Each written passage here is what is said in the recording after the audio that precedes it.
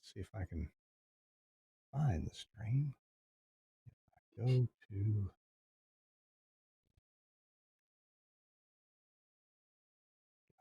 Queen's Network.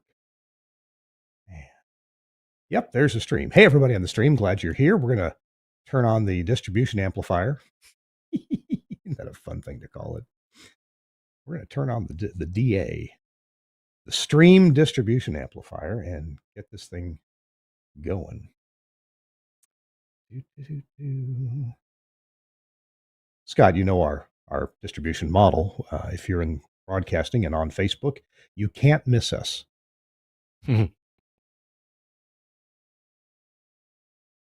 Share this out to the Broadcasting Club, a popular group on Facebook. And you're a member of that, so I'm going to put your name on. I'm going to tag you. Perfect.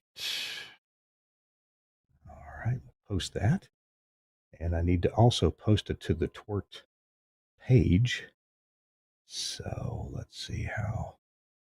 Sometimes that works well. Sometimes it's just a disaster because of Facebook's strange habits that it's picked up over the years.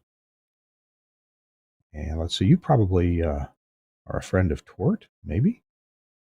I should be. If I'm not, I can fix that pretty quickly. That's all right. You're not, and I don't have time to fix it, but if you want to go like the TWiRT page at your convenience, please feel welcome to do so. I will do that. I'll have to figure out where it is that I see that. Okay, so from it, of course, it does have a very generic. Join us for this episode. That's pretty generic. Let's see. Trying to figure out where it is that I see this the old and a description from an old episode.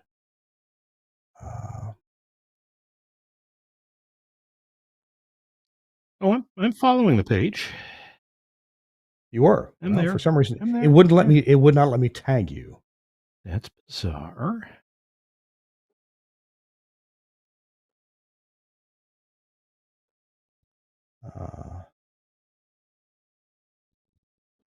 But Suncast, I'm not sure where I see that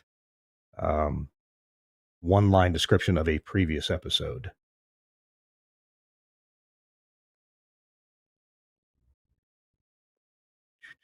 It's top. So I'm sorry. If I see it again, I will bring it up. Yeah, I get it. I get it. It's a safe thing to do. It's not compelling, but it's safe. So there you go.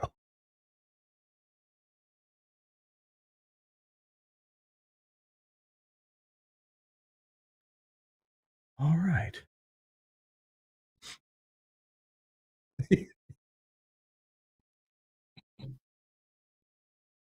Sure, yeah.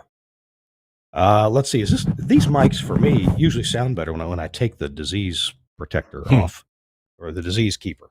There. Wow, the high end just opened up just fine now. I think I'll do it that way. Okay, we're getting close here. Let me make sure I'm ready for my spot set. There we go with the music scheduling, and what I gotta see what I sent you actually.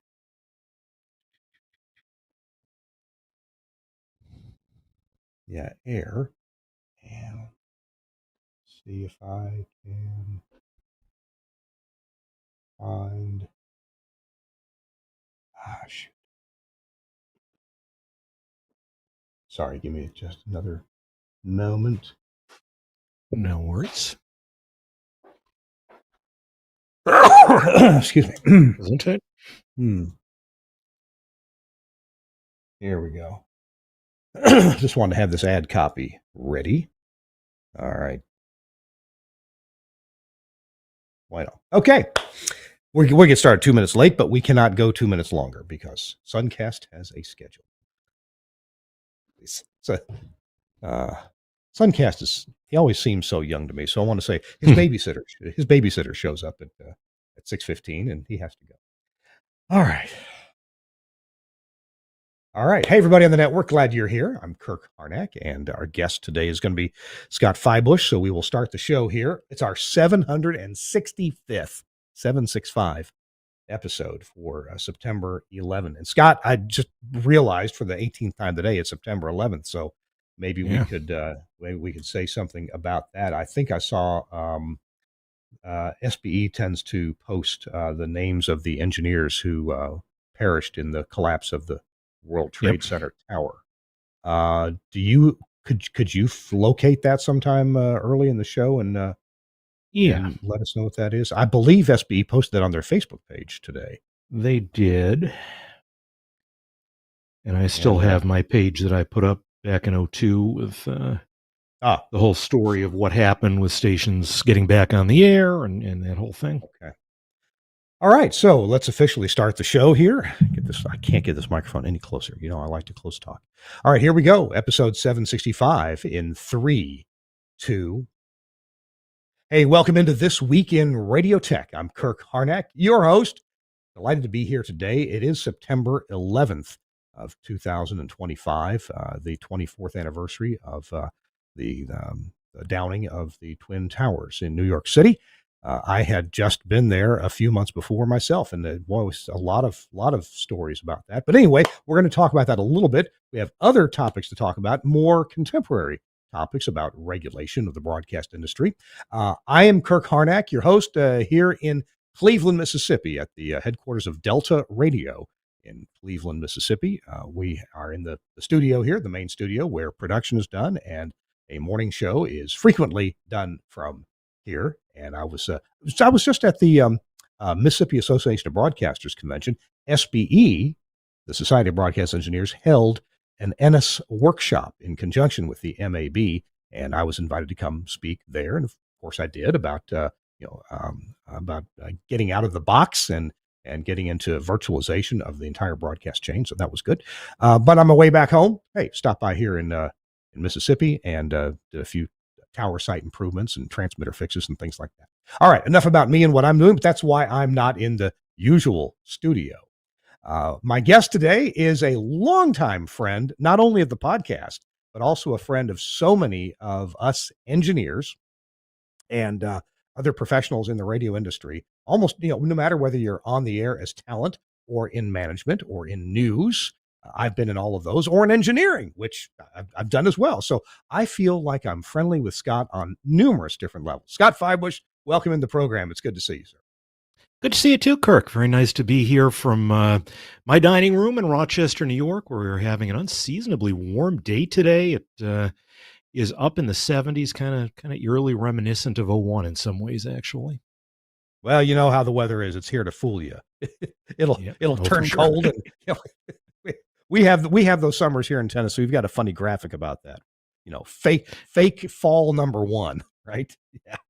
Good thing. Uh, Good thing we'll both be seeing each other in Calgary, Alberta later this month. yeah.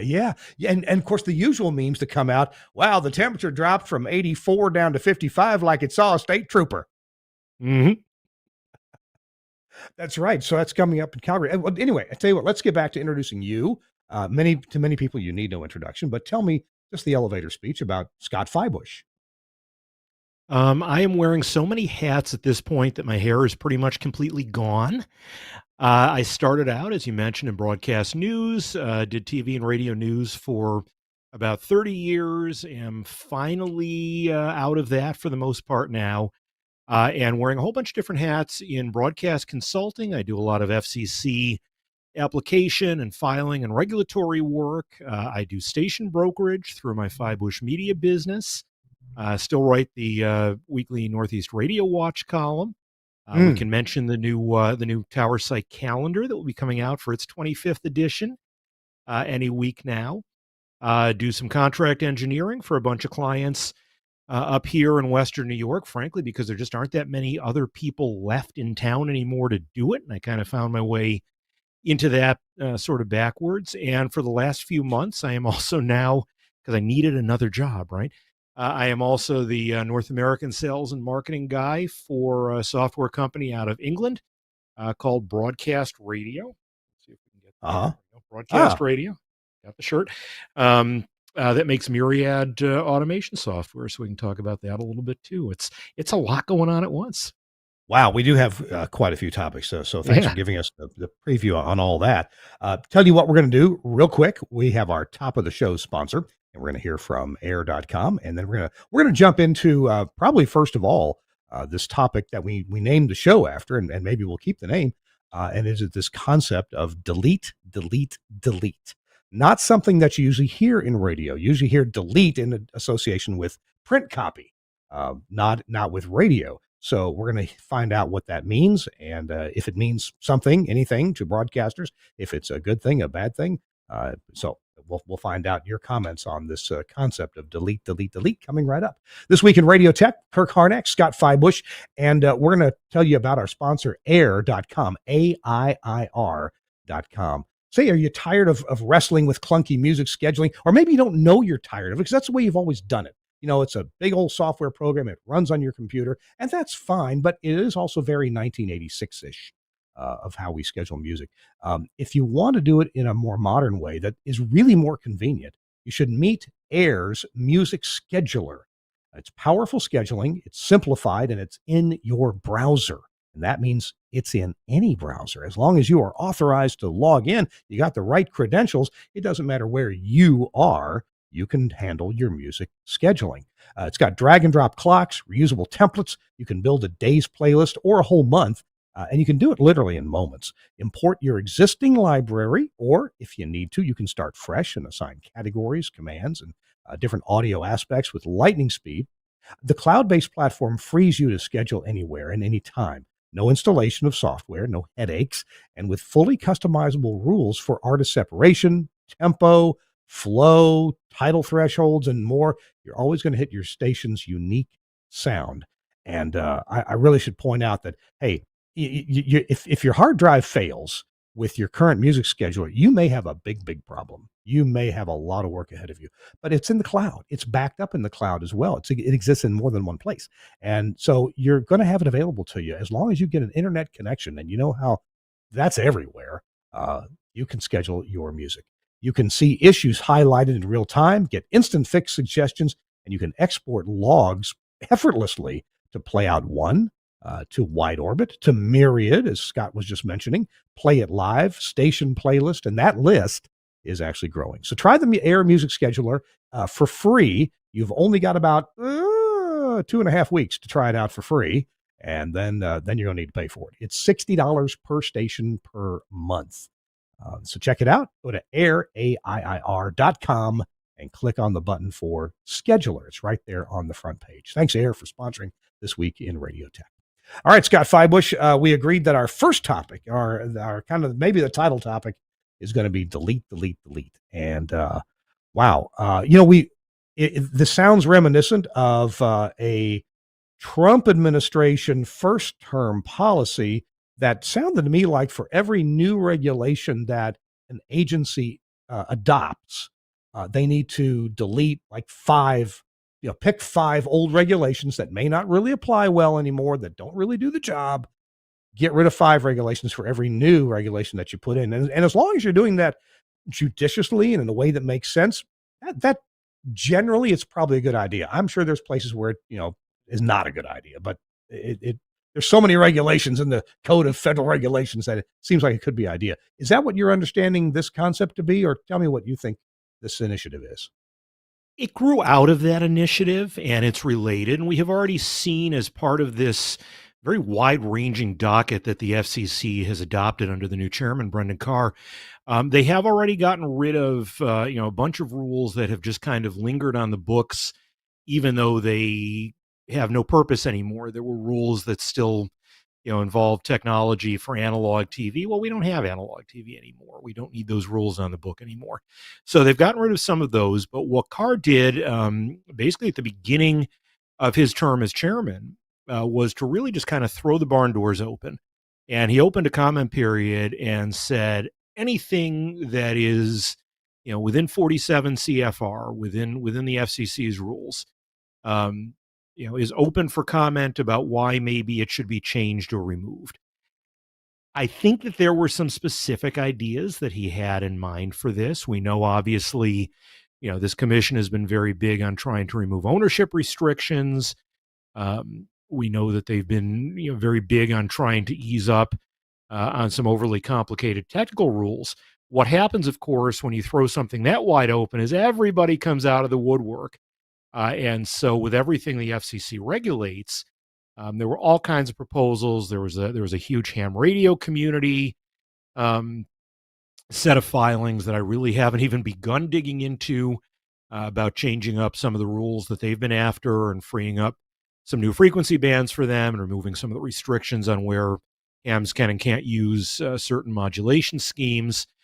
Within broadcasting, we are still kind of waiting to see the end game on all of this.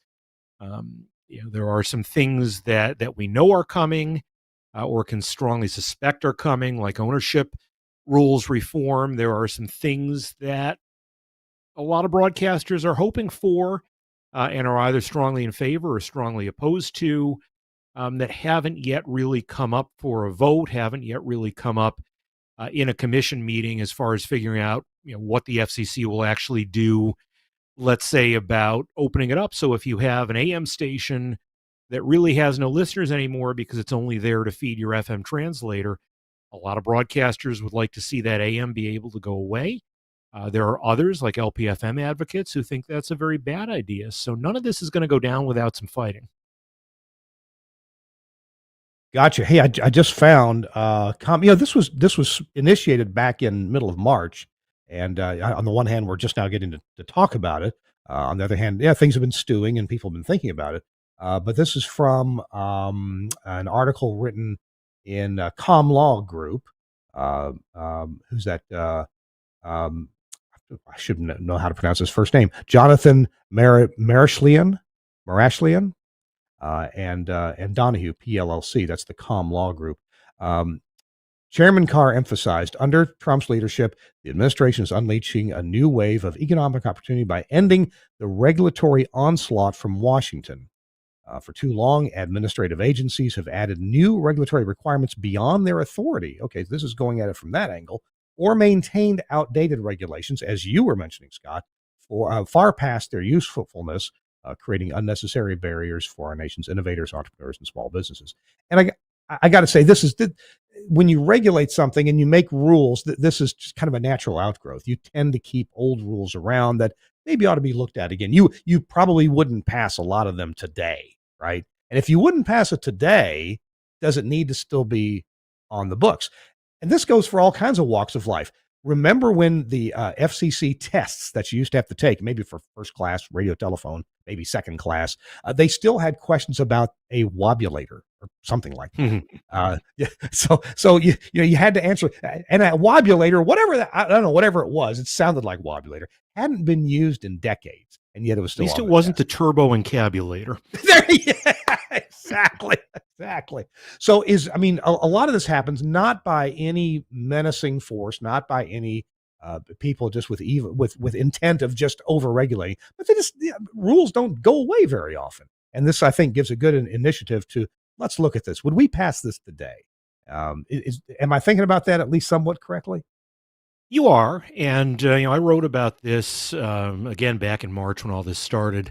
In my Northeast Radio Watch column too, is there are great things about sweeping that away. I'll send you a link. Don't worry. There are great things about sweeping some of these rules away. There are unintended consequences that can happen too if you paint quickly with too broad a brush. One of the things that a lot of FM broadcasters would like to see happen would be to change some of the spacings, especially for second and third adjacent protection. And like you said, technology changes, the rules don't keep up.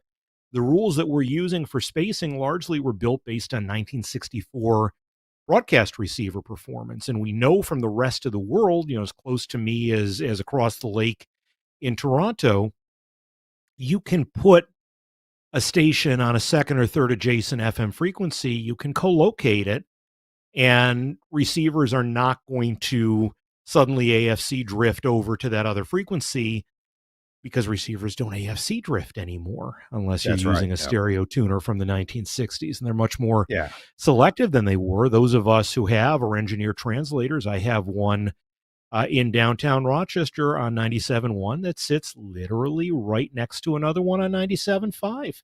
And we both have filters in there, and everybody coexists just fine. The question becomes, once you start upsetting that apple cart, what happens to all of the stations that suddenly can move? How do you preserve this responsibility that still is in the FCC mandate, to ensure, it's called Section 307B, fair and equitable distribution of broadcast facilities? We know the commission has made and changed rules over the years about whether you can move a station from a rural area into an urban area. And so there are lots of dominoes that would fall as a result of a major rule change like that, which probably makes it less likely to happen immediately. Mm-hmm. But it could happen down the road. And of course, no FCC is permanent either. And, you never know that this process could get going now. And there's a change of administration 3 years down the road, and we're back to a more heavily regulatory scheme. So there are a lot of things that can go wrong between intent and execution. And those of us, whose livelihoods are based in large part on knowing all of these intricacies of the FCC rules, if they start changing all of a sudden, it kind of upsets a little bit of what we do. And the FCC also only has so much staff in the audio division with only so much experience that they have to be careful too. They don't want to inadvertently unleash a flood of applications that could take them months or years to then weed through. Yeah. Yeah. True. True. Of course, in any endeavor like this, you've got people who are going to make comments and ask for deregulation of things that bother them and their section of the industry, or their, maybe that don't hurt their competitive advantage, but maybe would even hurt their competitors. They'd want to keep certain things. And I'm a little bit big on EAS. I don't think Mhm. EAS works very well. I don't think it's a very good public service. Mostly because it sounds terrible. It usually just sounds terrible.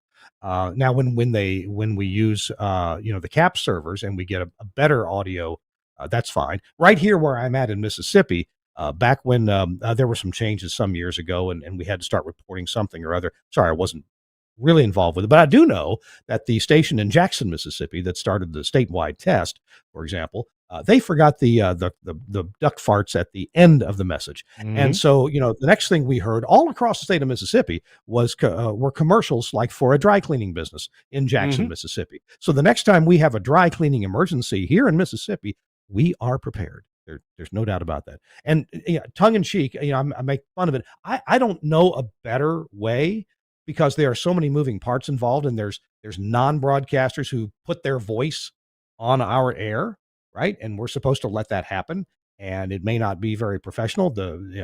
For stations that have full-time, that have a news person or whatever, they're likely to do a better job, although maybe the information isn't coming from the horse's mouth anymore. And I only bring that up as an example of something that uh, different regulations or different standards sound good to me. Not that I have any super ideas about how to make that happen. I do think that allowing software-based systems, as long as they work and work properly, should be able to take the place of, you must have a box and it must do this and it must do this. But that's Oh, maybe a agreed. little different, maybe a slightly tangential kettle of fish to this It's related, initiative. though. It Yep. is. And, in this particular case, the industry's hand is being forced by the matter, because how can you require physical boxes when one of the two manufacturers of physical boxes has stopped making boxes? Oh, yeah. And, Yeah. so there have already, I know that, well, most of us were downstairs in the West Hall at NAB in April, that there were meetings going on very quietly upstairs in some of those meeting rooms with a lot of key players from the government, from broadcast, from some of the non broadcast EAS users, all trying to figure out how quickly can we navigate over to a software based EAS system, because everybody realizes, yeah, this has to happen. Everybody realizes that using this daisy chain of on-air stations. Maybe in the event of total nuclear destruction, it may be necessary.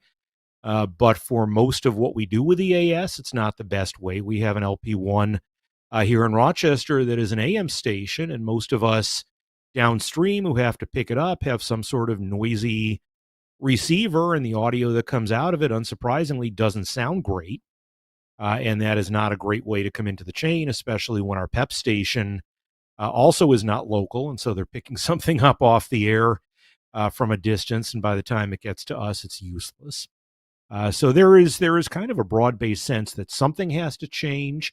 I think, interestingly, one of the biggest questions about it, from talking to some of the people who have been in these meetings, is really the question of, okay, we know it will be software-based. At what point in an increasingly virtualized air chain will it actually be located? And there are a lot of good arguments for a lot of different places to put it. Is it in your automation system? Is it in your processor? Is it in your STL chain? Is it inside of your transmitter? And then how do you impose standards on the various manufacturers of those devices to make sure that everything does what it needs to do consistently, and you're testing it, that it works? We don't have a lot of answers to that now, and probably as part of delete, we're going to see some of the testing requirements potentially go away. We know already that in a few weeks, stations are required to submit this ETRS Form 1 that just tells the FCC, here's what our EAS chain looks like. Here's who we monitor it. You monitor it at. But there is no Form 2 or Form 3 because, unlike in previous years, there's no actual national test that's going to happen to report on. Why are we filing Form 1 then? I don't know. Do you? Wow, I don't know either, and I'm glad you're asking these questions. I a lot of them I don't even know to ask. One does have to consider, though. I mean, as an engineer, we think about a serialized chain of events, and we know that it's only as strong as the weakest link. You have a weather emergency, a thunderstorm, a tornado that takes out the power in some town. That town is where one of your relays is that gets the EAS messages to your station in West Undershirt, Arkansas, which is a couple or three or several hops away from wherever the center is.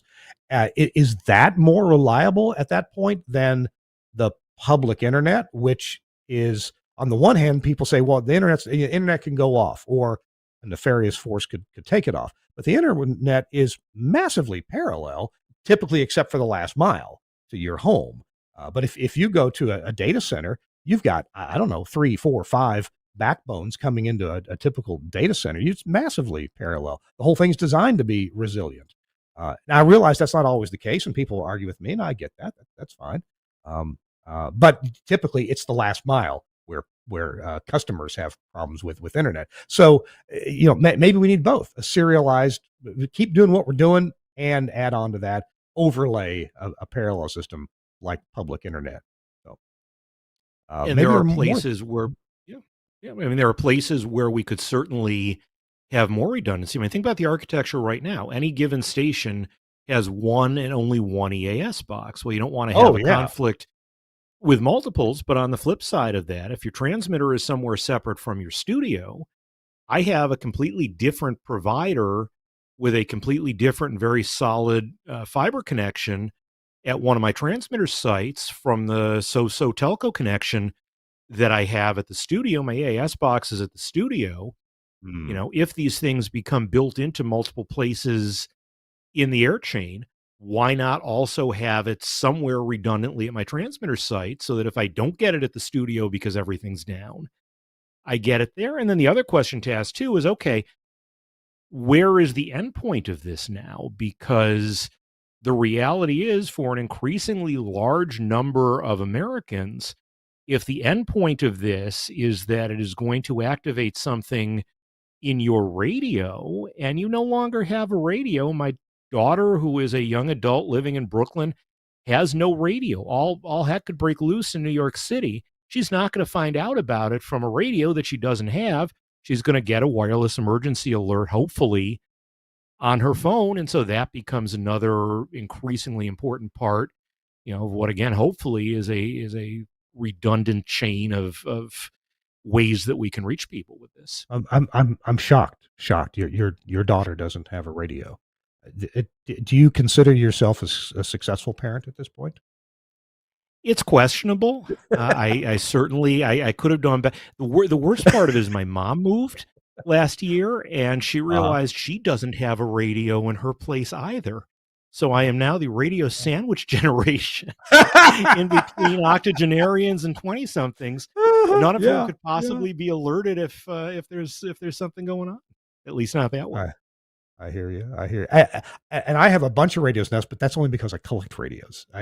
So, Exactly. typically the cheap AM, FM, weather band, aircraft band, shortwave radios, the cheap ones that and some of them may have corroded batteries in them.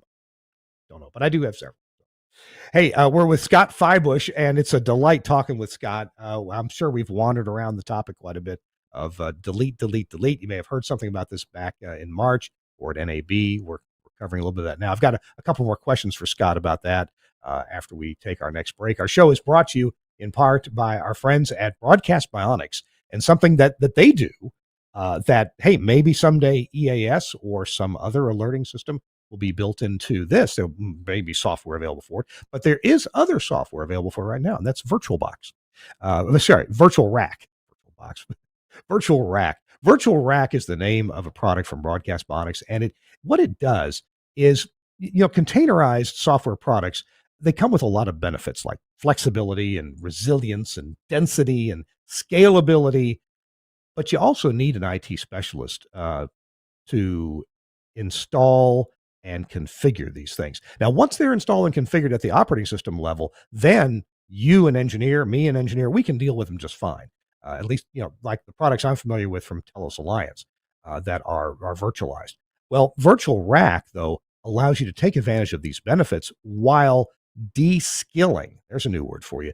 De-skilling the deployment process. They utilize purpose-built management software and appliances that are optimized to run broadcast applications.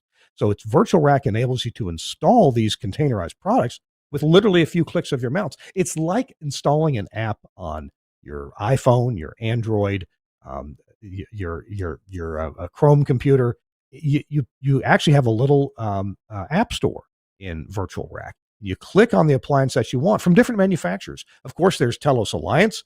My employer, Telos, was a big pioneer in getting these things to market, like audio consoles and intercom systems, audio processing, phone system. All of this is containerized, but also products from Sound 4 and Ferncast and 2WCom. These come in the box. You click a button, it downloads the container, installs it for you. You tell it the IP addresses that you're going to want for that thing, and then hey, it's installed. Some programs, some of these applications work out of the box, maybe with some compromise until you get them licensed. And so you contact the manufacturer or the manufacturer's rep for that product, and you get it licensed, and then bam, you've got it working. You can deploy these containerized products without being a Linux expert, using this appliance that's specifically optimized for this purpose. Backup and failover features, they're built in, taking advantage of the resiliency that Linux and containerization offers. And it comes pre-populated with available applications. Choose the things that you want to use. At one of my stations right here in Mississippi, just up the road in Oxford, we use Axia Altus and Axia's VXS phone system. So those things run in containerized. We use them every day, every morning on the morning show, and we take calls, make outgoing VIP calls, take VIP calls, and put regular listeners, callers on the air too. So it works great. Check it out. It is Virtual Rack from Broadcast Bionics at bionics.co.uk. Thanks, Broadcast Bionics, for sponsoring this week in Radio Tech. All right. Scott Feibush is our guest. Scott, any more thoughts here on delete, delete, delete? Have you seen or heard things that look interesting, things that maybe look uncomfortable, that you think, oh, no, that's a bad idea. Let's not do away with those regulations. What are you thinking? So two more quick thoughts. And by the way, just mentioning Broadcast Bionics, again, we're getting away from building radio stations out of individual hardware boxes, aren't we? It's amazing, right? How much we are all able to do in software. But as far as delete, delete, delete goes, I think the biggest thing right now, these ownership rules, are very clearly in the process of changing right now. And We are seeing deals that are happening more so right now in the TV universe than in radio, where these deals would not be getting announced if the people behind them weren't pretty sure at this point that the rules are going to change to allow them to be granted. And so you're seeing, the deal that's underway, like between Nexstar and Tegna, that's going to combine a lot of big four network TV stations in fairly big markets in ways that didn't happen a few years ago or couldn't happen. This is going to be coming to radio, and I think some of the larger players in radio are already setting the stage for realizing you may no longer be limited to 5 FM stations in a market pretty soon. How does this change up what we can do with the number of stations, the number of formats that we can program in one market? And so I think, the deal we just saw that's just closed, where the former Alpha Broadcasting, which was 220 some stations, I think, around the country, got swallowed up by this much smaller group, Connoisseur, out of Connecticut, Jeff Warshaw's group, and all of a sudden they've become a major national player. You're going to see even more consolidation, I think, at those national levels. At the same time, I think that whole universe of small market radio and non-commercial radio is still very much its own separate thing. I think they're going to be looking for some different things out of the FCC. So there will be some conflict, and I think some of these changes are not going to go down as quickly or as easily as the commission might hope they can push them through. So there's going to be a lot to follow in the next year or two or three. Interesting. Yeah, yeah. It'll be really interesting to see what does come out of this, especially in the ownership caps. And I was not really so aware. Of course, TV would be involved because, well, certainly there's groups that own several TVs in the same market. Sometimes, to me, it's kind of a surprising number, but or they have different entities owning them, but then another company, a bigger company, is operating them. So, yeah, there's a lot of variation there. Okay, well, I guess more remains to be seen. Your article from Northeast Radio Watch, I'd love to link that up in our show notes. So if you'll send me that link, I'll make sure it makes send it that to you. in the Yeah. show notes. All right. Well, good. Absolutely. Well, we had Scott. We had a number of other different topics to hit on, and one of them had to do. It's a tough topic because it's as far as I can tell, it's not really good news, and that is station values and how station values, declining station values, apparently, and who finds value in getting radio stations. You just mentioned the Connoisseur Alpha deal. And so obviously Connoisseur found value at whatever price they paid for Alpha. So they're, Connoisseur's bullish on getting more radio stations. So let's hear your thoughts on station values. Do stations own more money on their maybe a loan that they got to buy the stations than the stations are reasonably worth now? Because we used to be paying a lot more money for stations 15, 18, 20 years ago than they seem to be worth now. I know I've mentioned that we bought some stations on Maui, and we started negotiating about 3 years ago for them, 4 years ago, and ended up purchasing them for the price that we wanted, which was significantly less than was being asked 4 years ago. So I'm sorry. Now your thoughts on station values. There is a very simple two-word answer. It depends. To expand on that a little bit more, I mean, every station transaction, and I say this as somebody who has worn a station brokerage hat now for the last few years. I'm a member of a group called the National Association of Media Brokers, and every station deal, even now, is unique. You have to have, obviously, a willing buyer and a willing seller, and there has to be a meeting of minds at a price. And there are all kinds of guidelines that brokers have used for years to sort of try to feel their way through. Okay, what is an appropriate valuation for these stations? And so, back in the days when you could be reasonably assured that most operating radio stations had a very positive cash flow, you would do a deal at a multiple of that cash flow. And if the station is producing $200,000 a year, it might be 5 or 6 times cash flow, and the station gets valued at $1 million or $1.2 million. There were points At the heyday of the industry, especially when everybody was buying up in some of those first waves of consolidation in the 90s, where those numbers were even larger. Mhm. Obviously, things have changed. We are operating now. Radio stations are operating, in this infinite dial universe where they are no longer assured of having monopolies on even their local audiences. They are dealing with a lot of other competing sources um, of entertainment, of news, of places where local businesses can spend their ad dollars.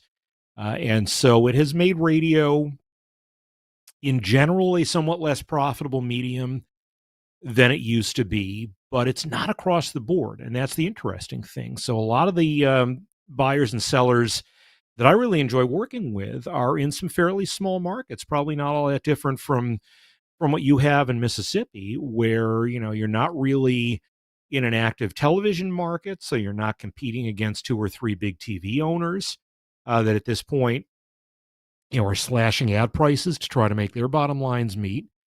You may or may not still have anything that resembles a local newspaper taking ad revenue out of the market, and so you have stations that still have this healthy connection to their audiences, that in some cases, are still kind of the only source of this local connection and local news. There was one, and I take no credit for this. It wasn't a deal that I did, but right near me in Western New York, in this fairly rural area between Rochester and Buffalo, a friend of mine who's had what on paper looks like an AM daytimer.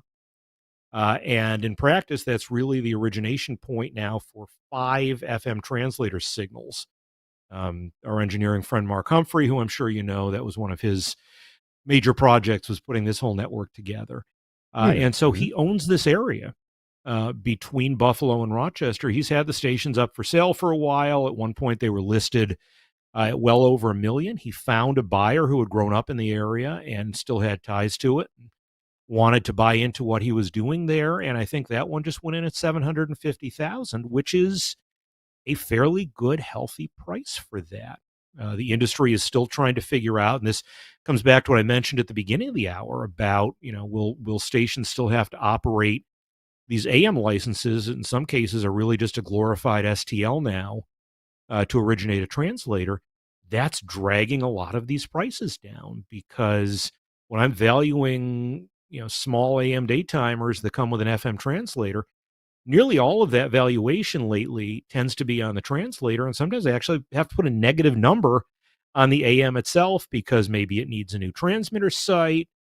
Maybe it needs a new transmitter. All these sites that are 70, 80 years old and in desperate need of maintenance are falling down.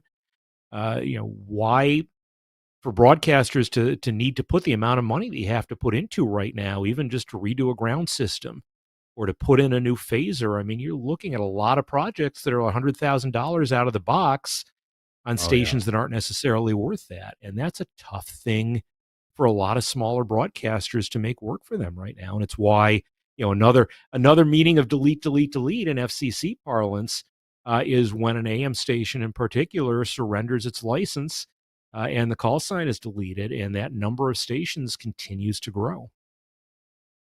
Yeah, yeah, and you touched on it, but, the phenomenon where an AM transmitter site's property becomes worth well more than the radio station is valued at, and we've seen that happen.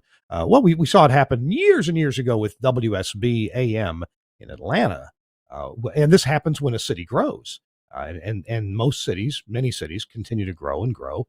Certainly, Nashville, where I live, grows. The tower site where WSM is now in Brentwood, Tennessee, just south of Nashville. I know there's been pressure now and then. There's no good way to move it. I mean, it's a great site, but at some point, I don't know if it's going to be in my lifetime, but at some point, it's going to be worth a lot more to somebody developing land to put up apartment buildings or businesses or houses or something than it is worth as a radio station. Have can you comment Oh, yeah. on that?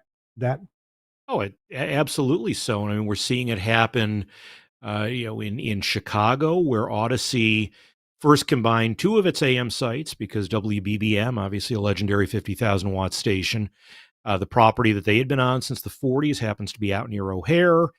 There is just a tremendous amount of logistics and shipping and warehouses going on there. So they sold off that property, diplexed it with one of their other big AMs, the 670 WSCR that used to be WMAQ. And now that property turns out to be worth more than the stations that are on it. And they are triplexing now with another station that Salem owns on much shorter towers. They're going to give up some of their nighttime skywave coverage and a little bit of their daytime ground wave. But WBBM is on a full market FM also. Another huge one, Cumulus in Albuquerque, the legendary KKOB, the old KOB 770. Their tower was up on the north side of Albuquerque, right by the Albuquerque Balloon Fiesta grounds, right?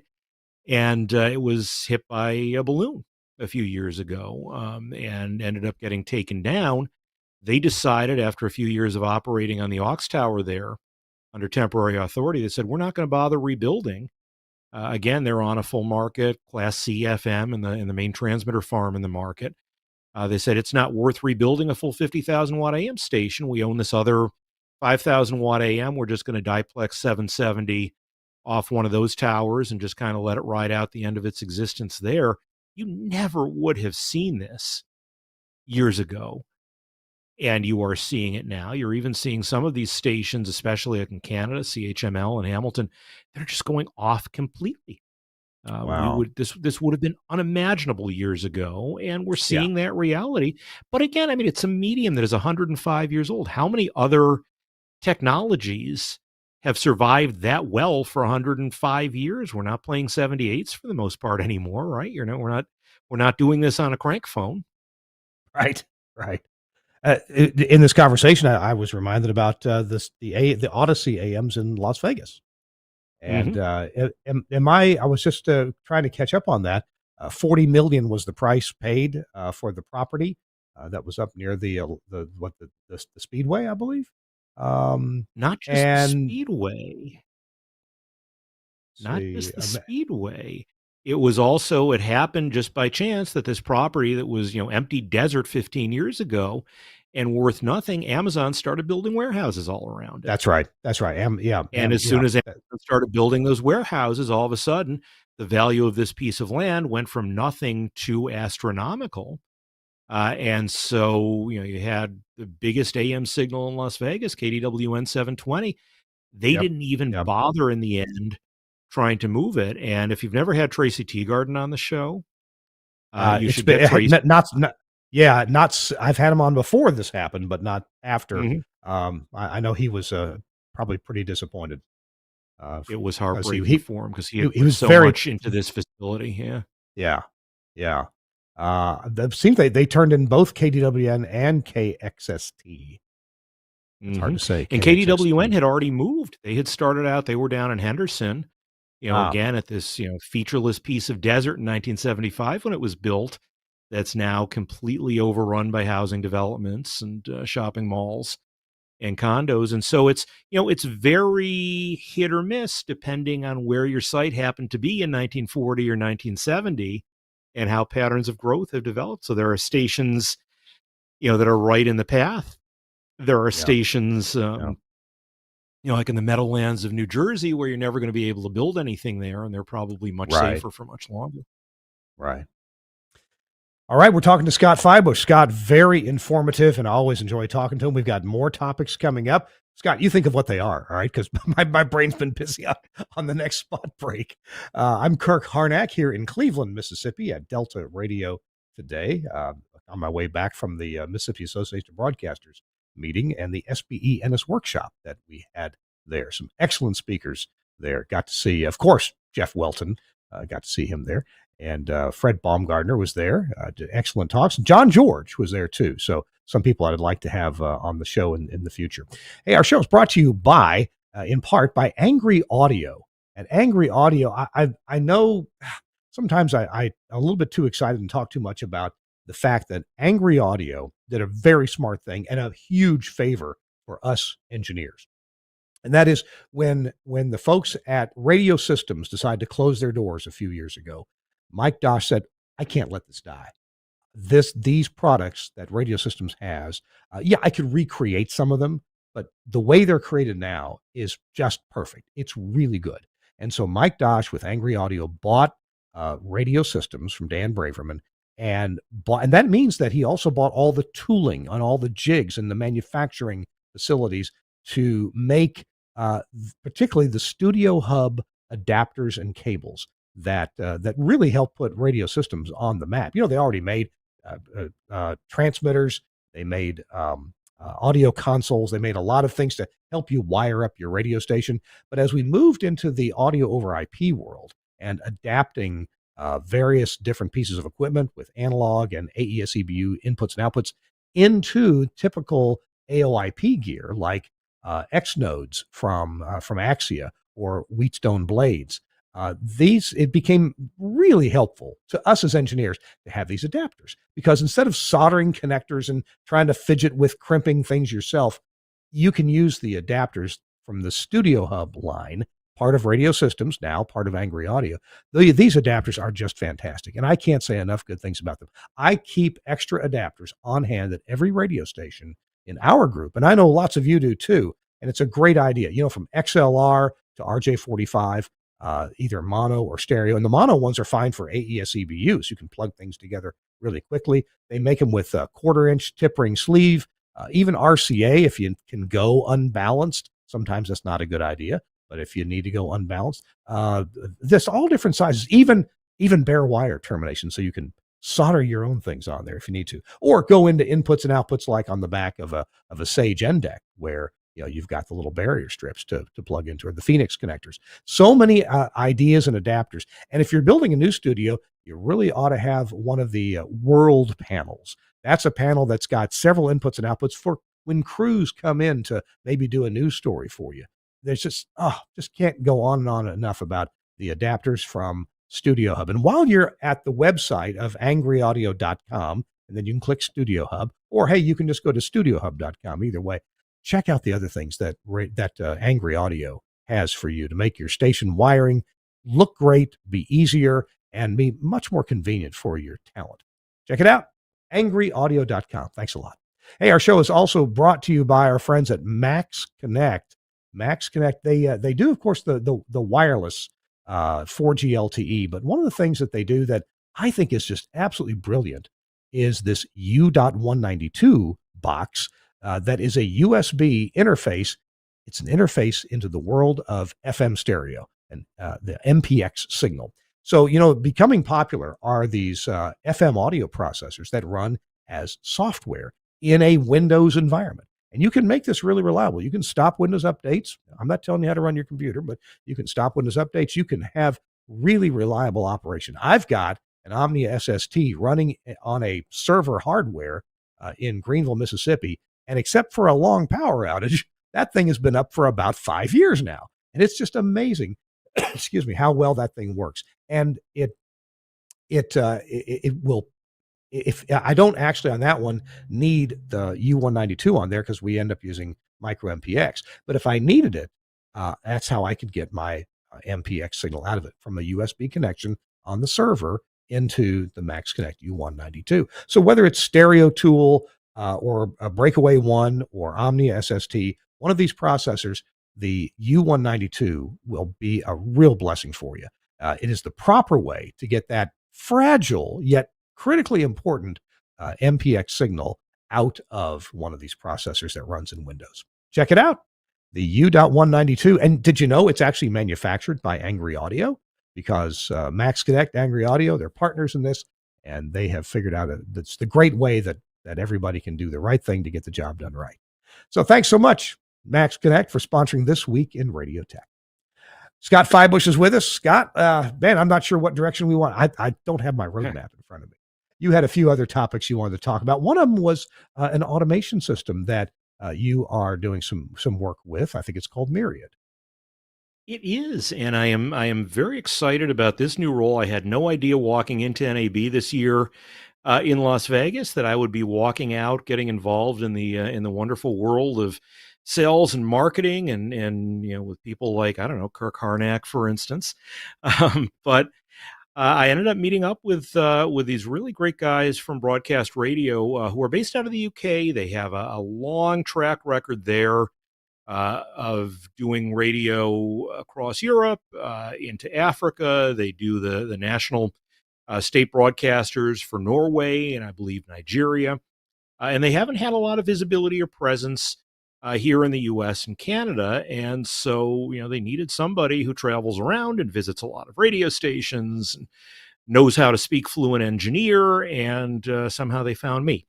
And so I am working with them to try to get more visibility for their Myriad suite of products here in North America. It is broadcast automation, but it is more than broadcast automation too. And so there is also a really powerful and recently upgraded music scheduling system. There is a traffic system.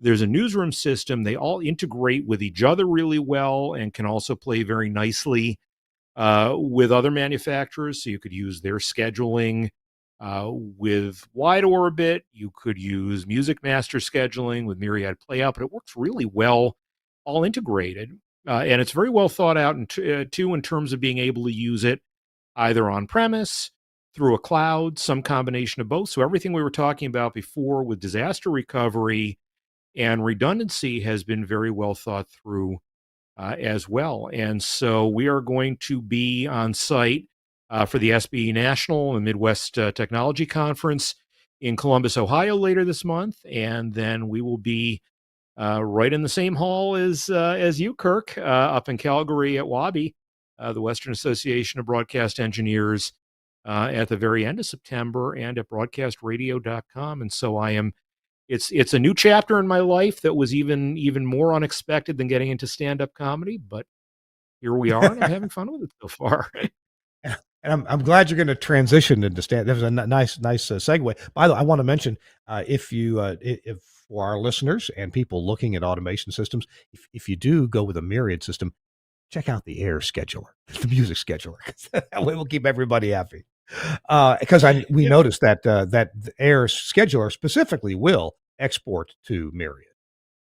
Oh, absolutely. There is sort of a little fraternity of all of these UK broadcast guys, and so you mentioned Broadcast Bionics before, Yeah. Ricky over at Air, the guys from Radio.Cloud, Myriad. Everybody gets along really well. I'm just waiting. I haven't had the chance to make the business trip over there yet, and I am really looking forward. These guys are up there in Hull. They're in Yorkshire. It's a part of Northern England I've never been to.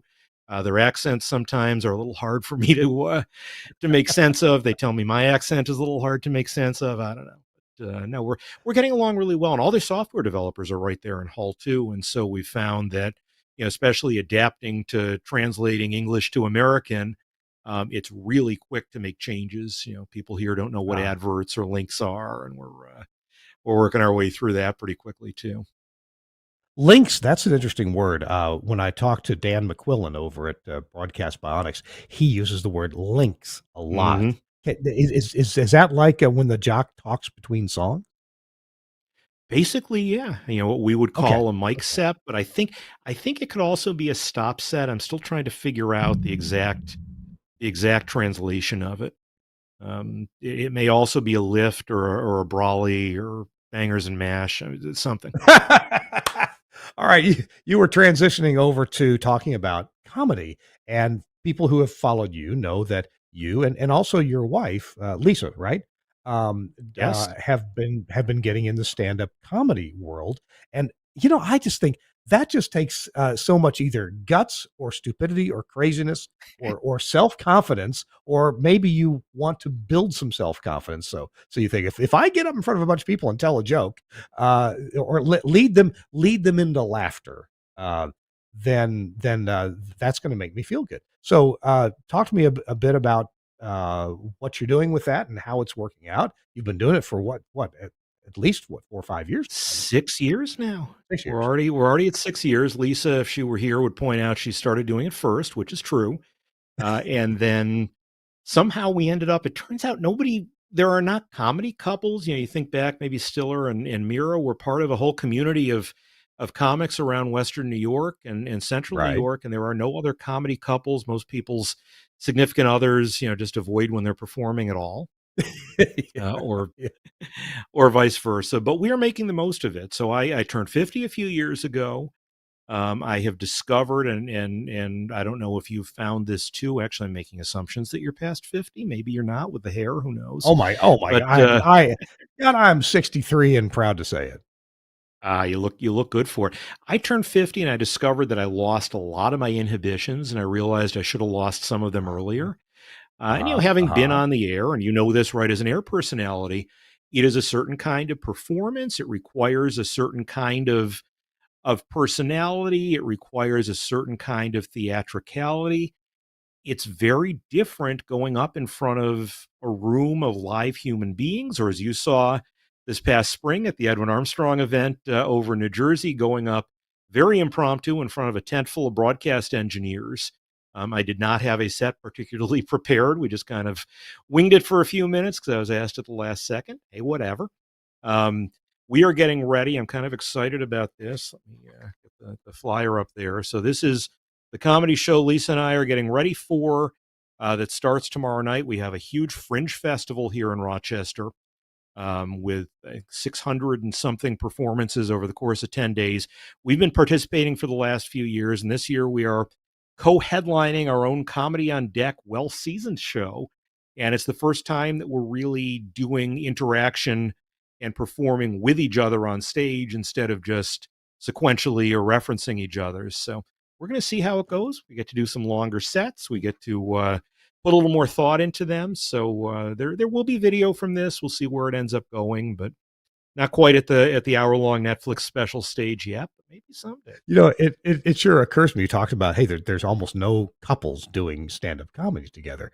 And in fact, so many comedians are divorced or divorced so many times that that's part of their shtick. They use, Hmm. because you can empathize, the majority of people, at least a small majority, can empathize with somebody who's been through a divorce because they themselves Hmm. are divorced at some point in their life. So there's a lot of empathy and a lot of jokes, a lot of making fun. Yes, I see that. Stand up is cheaper than marriage counseling. That's It's right. true. I don't know. I got a feeling that some comedians just don't even bother with the with the marriage counseling part of it. They just go ahead and get. Of course, the divorces can be pretty expensive too. So yeah, This is maybe true. doing And we're stand up we're at a together. different stage. Yeah. Yeah, we're at a different stage of life. Obviously, a lot of the comics around here are, 20 something, 30 something, doing a lot of Yeah, jokes about all the things that 20 somethings and 30 somethings think about. It's fun to try to cultivate this somewhat different audience. And we're featuring some of our comedy friends from around the area who are also of a certain age, if you will, to try to give them some stage time too. So I'm really looking forward to it. It's I hope going to be a highlight of the next few weeks, and there is a non-zero possibility if I can swing it that I may be able to get a little stage time in either Columbus or Calgary. So maybe one night out there, you get a chance to come out and see me do some comedy for the Calgarians.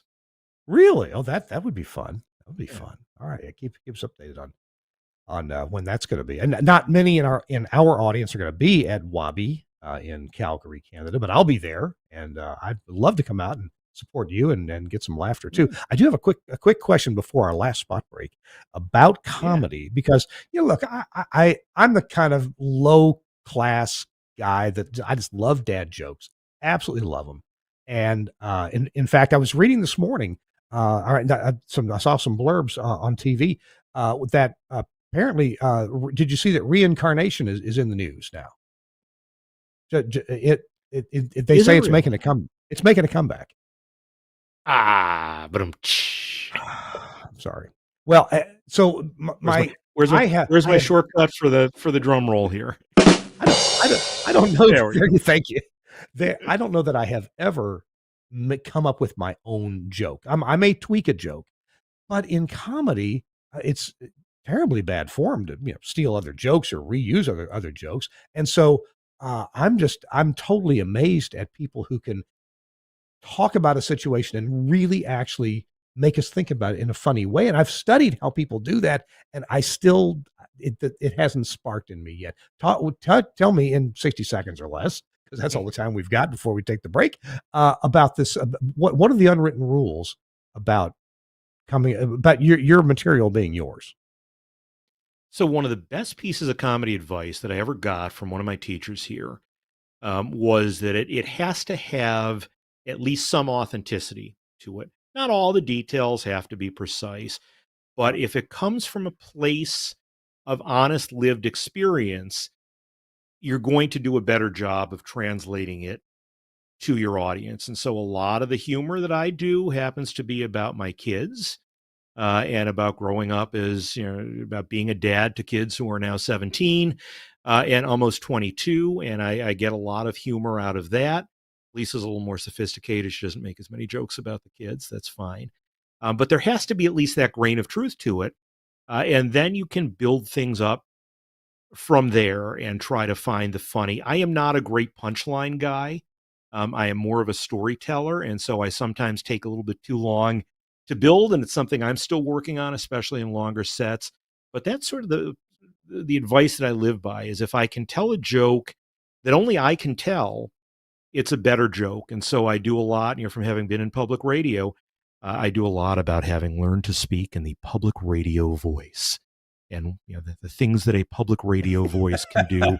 And I do crowd work where I get people to give me things to say in the public radio voice, all of which is not suitable for a TWiRT audience. Yes. And then I usually turn it around into something about coming up with Terry Gross on Fresh Air, because Terry Gross is always funny. I don't know why, but Terry Gross is always funny.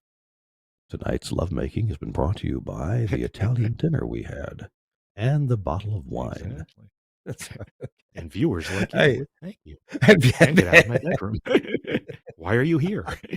Why are you here? All right. Tell you what, Scott, it's going to be time for our tip of the week. And we've covered a range of topics. I don't know if we got to everything, but whether it's about delete, and any tips you have about that or any other topic we've talked about or something we haven't touched on yet. After this next spot break, we're going to want to hear from you on a tip of the week. Deal? Is that okay? Can you do that? Okay. I can do that. Hey, our show is brought to you in part by an amazing company. I love these guys. I love their products.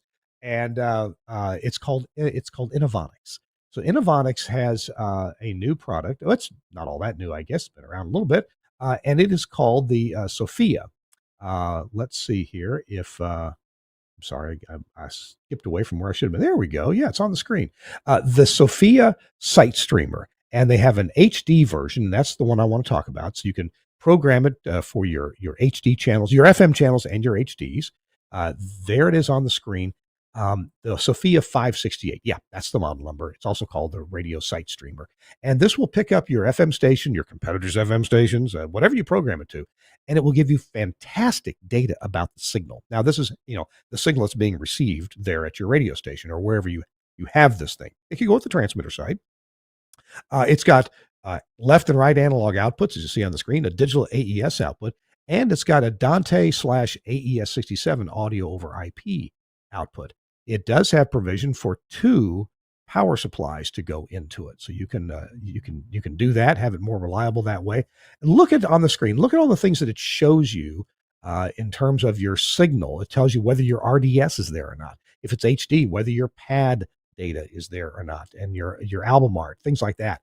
It is a very sophisticated receiver. Of course, you can see the big VU meters or the linear volume meters at the top, so you can see visually quickly, hey, is my station working correctly? And believe me, there's times we need to check that quickly and make sure, for troubleshooting, hey, why isn't my title and artist stuff on? Oh, it's on the pad data on the HD, but it's not on the FM. Well, that may change how you go troubleshoot things. We bought one of these for the HDs at our Maui stations, and we put one also on for our AM stations that we have on Maui, and have just been loving how they work. Makes it super easy for me. The manager may call you and say, hey, this station's not sounding right. And I don't know what the manager means exactly. So it's no trouble for me to get on the Sophia 568 and check it out remotely. It'll stream audio to you at different bit rates, high quality. You can listen to how you can evaluate, how does my station actually sound? In our case, we put this on a good FM receiving antenna on the roof of our building. And so we can pick up all our stations very clearly. And I think really importantly, we can monitor that RDS data and make sure that it is working correctly as well. Check it out. It's the Site Streamer, the 568 from the Sophia line from from Innovonics. Love this box. It's very worthwhile for you. And you can get it, of course, from Broadcasters General Store, their website. It's a great website, bgs.cc, and you can get pricing on there.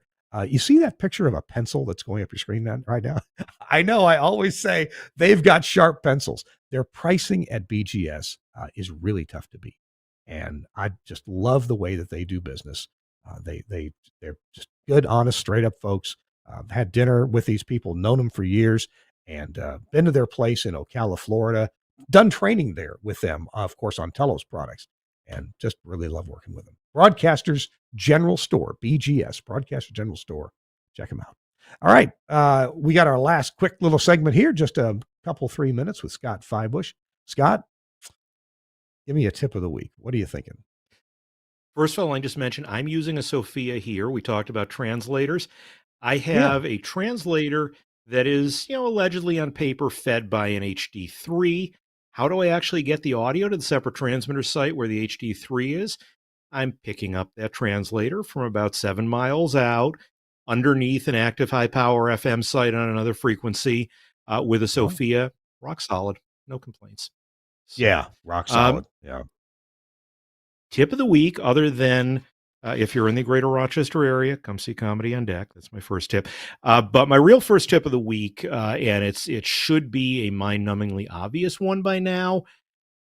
Check up on your IT security yet again. We have seen Oh, a bunch of new incidents this week involving a lot of these little barracks boxes that, they're a budget way to get audio from point A to point B, but in their natural state, they are extremely vulnerable. A lot of them get installed with the default password. A lot of them get installed without any kind of firewall or router or VPN in front of them, and it exposes them on the open internet to people with potentially malicious motives in mind. And so we have seen, I think, at least 3 stations around the country in the last week or so discover that what they thought they were putting on their air turned out to actually be somebody else feeding some other audio into an open, unprotected barracks box. Don't do that. Take a few minutes. If you don't know how to do it yourself, there are a lot of great people online who will help guide you through it. There's probably a local IT place that can help you create a better tunnel to make sure people can't see your box from the outside world.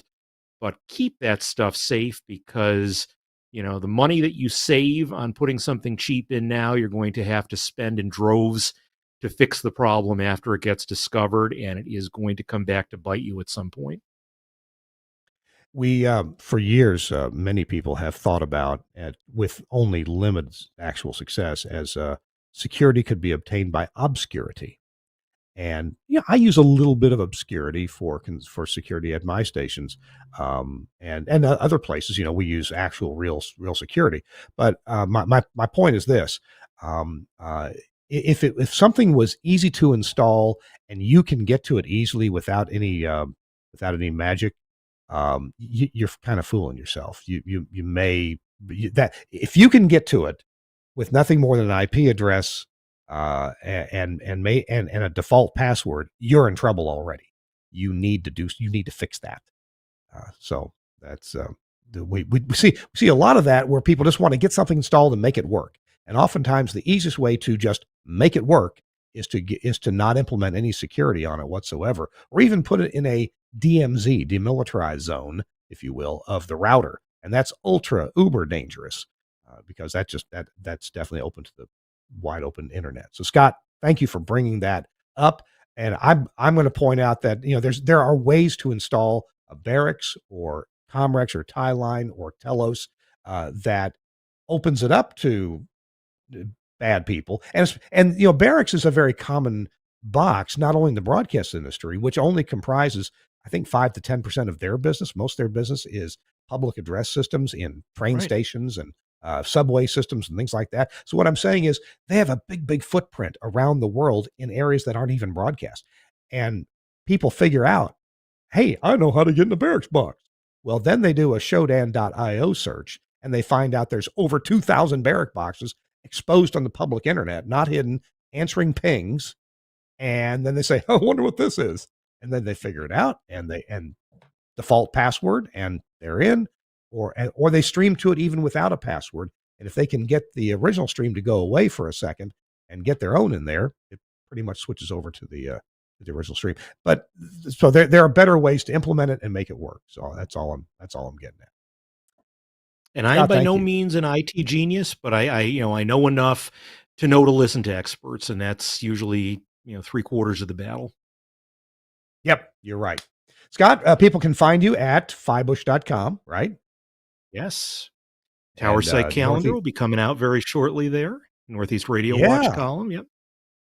You mean have you already selected your pictures for the 2026 catalog? As Calendar? usual, I'm a couple weeks behind schedule, but we're getting there. It will be coming into play and coming together in the next couple of weeks. We have some really good local designers who work really quickly, and we print it locally here in Rochester. So no worries about tariffs and getting stuff printed anywhere else either. I promise you, someday I'm going to send you some pictures tower pictures that make you just Yeah. go, "Oh wow!" I got to get I've into the got to do. drone stuff that some of you guys are doing because it is so cool. We got to go in 15 seconds. I was very honored to have some documentary on the Fox Business Network. They bought drone footage from me of the WSM Cool. tower. And that Oh, was that. nice. It was a paid for program. I never subscribed to the program, but they paid me for the footage, so I'm okay with that. Nice. And Congratulations. yeah, yeah. So hey, good luck to you and Lisa on the stand up. I wish Thank I you. could be there. I think it's going to be fun. Send me a link to that, and I'll put that in the show notes. I will do that. All right. Hey, thanks for joining us. Scott Fibush has been with us from fibush.com. He does Northeast Radio Watch and too many other things, kind of like me. Thanks a lot to Suncast, our producer, for producing today's show, as he usually does. Next week, we'll be coming to you live from the Wisconsin Broadcasters Clinic. So I think we're coming to you on Tuesday. Yeah, I think we're Tuesday or Wednesday. Anyway, I'll look that up. But we're coming to you not on Thursday next week, but we're coming to you from Madison, Wisconsin. And then 2 weeks after that, we'll be coming to you from the WABI, Western Association of Broadcast Engineers in Calgary, Canada. We got to go. See you next week on This Week in Radio Tech.